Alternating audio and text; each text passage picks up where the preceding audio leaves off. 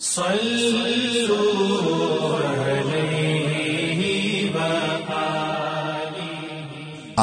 صلی اللہ علیہ وآلہ وسلم پر وحی کا ابتدائی دور اچھے سچے پاکیزہ خوابوں سے شروع ہوا۔ آپ خواب میں جو کچھ دیکھتے وہ صبح کی روشنی کی طرح صحیح اور سچا ثابت ہوتا۔ پھر من جانب قدرت آپ تنہائی پسند ہو گئے اور آپ نے غار حرا میں خلوت نشینی اختیار فرمائی اور کئی دن اور رات وہاں مسلسل عبادت اور یاد الہی و ذکر میں مشغول رہنے لگے۔ جب تک گھر آنے کو دل نہ چاہتا توشہ ہمراہ لیے ہوئے وہاں رہتے۔ توشہ ختم ہونے پر ہی اہلیہ محترمہ حضرت خدیجہ رضی اللہ تعالی عنہا کے پاس تشریف لاتے اور کچھ توشہ ہمراہ لے کر پھر وہاں جا کر خلوت گزین ہو جاتے۔ یہی طریقہ جاری رہا یہاں تک کہ آپ پر حق منکشف ہو گیا اور آپ غار حرا ہی میں قیام پذیر تھے کہ اچانک حضرت جبرائیل علیہ السلام آپ کے پاس حاضر ہوئے اور کہنے لگے کہ اے محمد پڑھو۔ آپ فرماتے ہیں کہ میں نے کہا کہ میں پڑھنا نہیں جانتا۔ آپ صلی اللہ علیہ وسلم فرماتے ہیں کہ فرشتے نے مجھے پکڑ کر اتنے زور سے بھینچا کہ میری طاقت جواب دے گئی۔ پھر مجھے چھوڑ کر کہا پڑھو۔ میں نے پھر وہی جواب دیا کہ میں پڑھا ہوا نہیں ہوں۔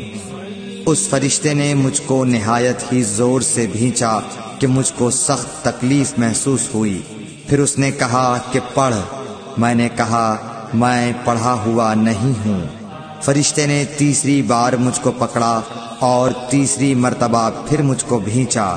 پھر مجھے چھوڑ دیا اور کہنے لگا کہ پڑھو اپنے رب کے نام کی مدد سے جس نے پیدا کیا اور انسان کو خون کی پھٹکی سے بنایا۔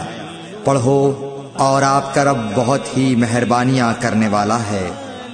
بس یہی آیتیں آپ حضرت جبرائیل علیہ السلام سے سن کر اس حال میں غار حرا سے واپس ہوئے کہ آپ کا دل اس انوکھے واقعے سے کانپ رہا تھا۔ آپ حضرت خدیجہ کے ہاں تشریف لائے اور فرمایا کہ مجھے کمبل اوڑھا دو، مجھے کمبل اوڑھا دو۔ لوگوں نے آپ کو کمبل اوڑھا دیا۔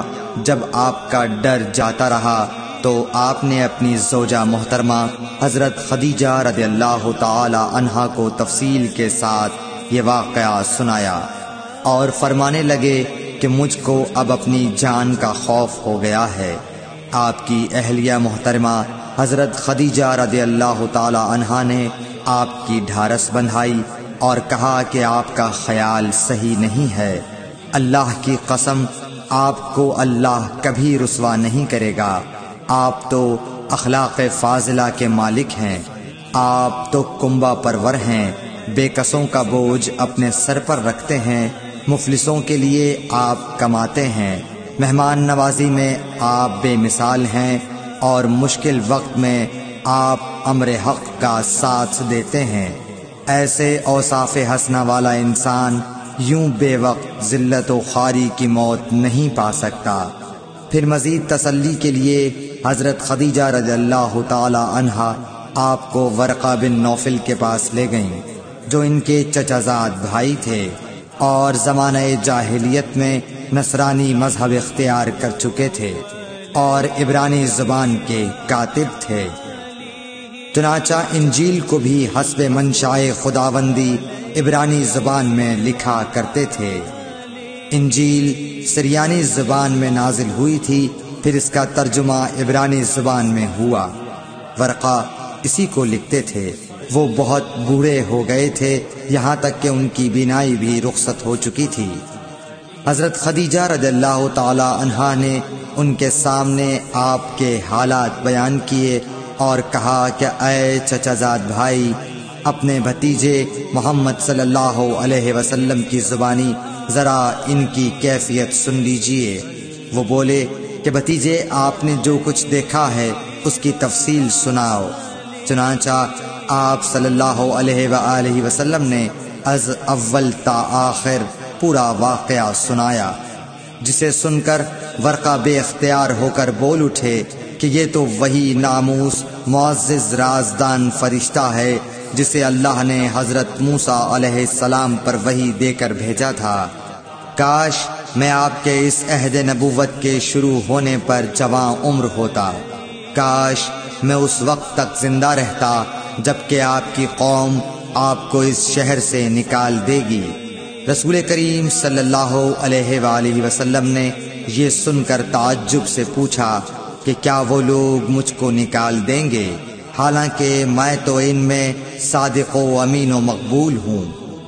ورقہ بولا، ہاں یہ سب کچھ سچ ہے، مگر جو شخص بھی آپ کی طرح امر حق لے کر آیا لوگ اس کے دشمن ہی ہو گئے ہیں۔ اگر مجھے آپ کی نبوت کا وہ زمانہ مل جائے تو میں آپ کی پوری مدد کروں گا، مگر ورقہ کچھ دنوں کے بعد انتقال کر گئے، پھر کچھ عرصے تک وحی کی آمد موقوف رہی۔ صحیح بخاری حدیث نمبر 3۔